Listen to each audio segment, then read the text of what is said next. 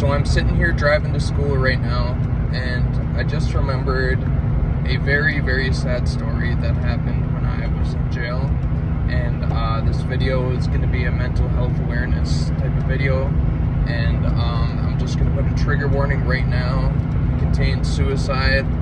If you're depressed right now and maybe going through it, please don't watch this video. Reach out to a loved one, and just know that it's going to get better, and suicide is not always the answer.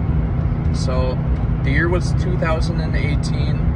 I had just made it back to direct. This is the main block inside the jail. There's a bunch of maximum security blocks, and then there's the main, like, general population. I had gotten a major violation and had to do a month in maximum security. So I just get back. I have the top corner cell to my room. So there's 2 tiers in the jail that I'm in, which means that there's 2 floors, and it's kind of a giant. It goes up over a big, and then like that. That's how the tier is shaped. I'm pretty sure it holds like 70 cells across on top and 70 cells across on the bottom. But I had the top corner cell, and from my cell, when you're locked down, you can see pretty much the whole unit. It's just because it's in the corner and on top, right? And just a couple days before this, when I had first gotten back there, they put me in the cell alone. And one of my guys, Trevor, that I knew from the streets, one of my very good friends, shout out Trevor. I actually think he's back in jail right now, man. Trevor, if you see this, I hope that you're out, and I hope that you're doing better, and I hope that you can stay sober, man. But much love regardless. So me and Trevor were we would stay up. Lockdown is like 8:30, man, and we would just stay up talking all sorts of shit and just, telling stories. I remember this same night he was telling a story about how he went to jail in Bayfield County, and he was super dope sick, and he had to wear this giant one-piece 3X jumpsuit. And the way he explained it, we were just dying. We were literally laughing for like 10 minutes straight. It was hilarious. But I remember we winded down, and I started reading my book. I'd probably been reading for about 15 or 20 minutes when I heard the guards' keys. So in most jails and prisons, guards will do what they call rounds, okay? So they have to go and look through, like every half hour, they'll go and look through like every cell to make sure that the inmate is safe, or that they didn't escape, or, they're not doing something illegal, or something that they're not supposed to do, right?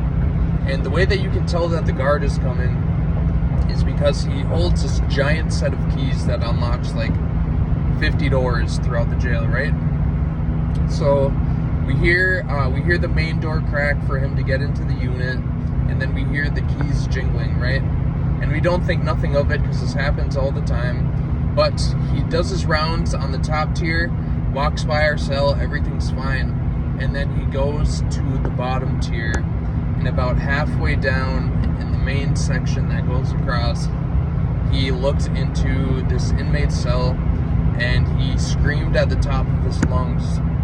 And this guard was one of the cooler guards. He was a very sensitive guy. He was just like an old white man. He was cool. He was one of the few cool ones who actually cared and didn't treat us like animals, right?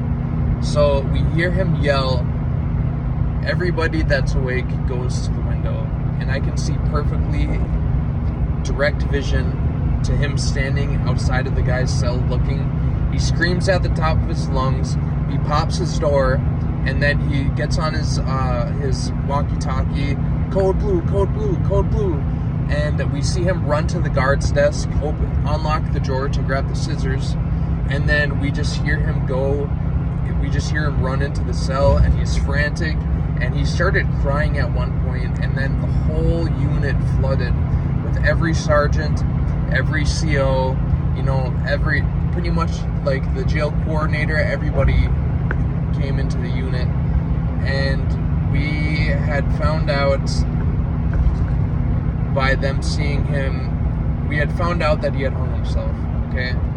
They didn't tell us, but we knew what was going on. They wheeled in a bunch of these machines, like life-saving measure machines, like automatic CPR and stuff like that, and put like ventilators and stuff like that.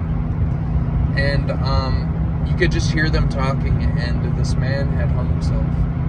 And we would eventually see him get wheeled out on a gurney. The ambulance came, and they had a sheet over his body. And this man hadn't been in the unit very long, but he was a very nice guy. He didn't bother anybody, just a quiet old man. I think he was probably an alcoholic from the way that he looked. He was just like a scruffy old man.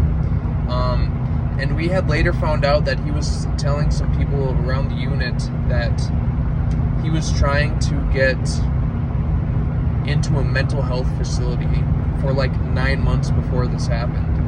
And he had ended up catching some major charges. I don't remember what they were. They weren't any weirdo charges. No one really knew what it was. But he was trying to get help, and as soon as he got to the jail, he was trying to tell them that he was suicidal. Nobody on the streets would help him get into the hospital. I think he was homeless and he didn't have health insurance. They wouldn't accept him. So he comes to jail, probably for shelter, and he tries, and maybe a chance that they'll send him to, some medical something. He's suicidal. But he gets ignored, and I wish I knew a deeper story about him, but he just couldn't take it. And this was extreme shock value to a lot of people in there. Now, this would go on to happen another time when I first got to the intake prison in Dodge, Wisconsin. But it was shock value because at this point in my life that I'm at right now, it wouldn't have surprised me that much because I've dealt with so much death in the past like five or so years. But at that point, I had not really experienced death, so it was very foreign to me and very, very sad. And this was at a point that I was coming off of drugs still. I hadn't been in jail for only a couple months. My mind was healing, and I just remember being like, dang, dude, like, that's sad,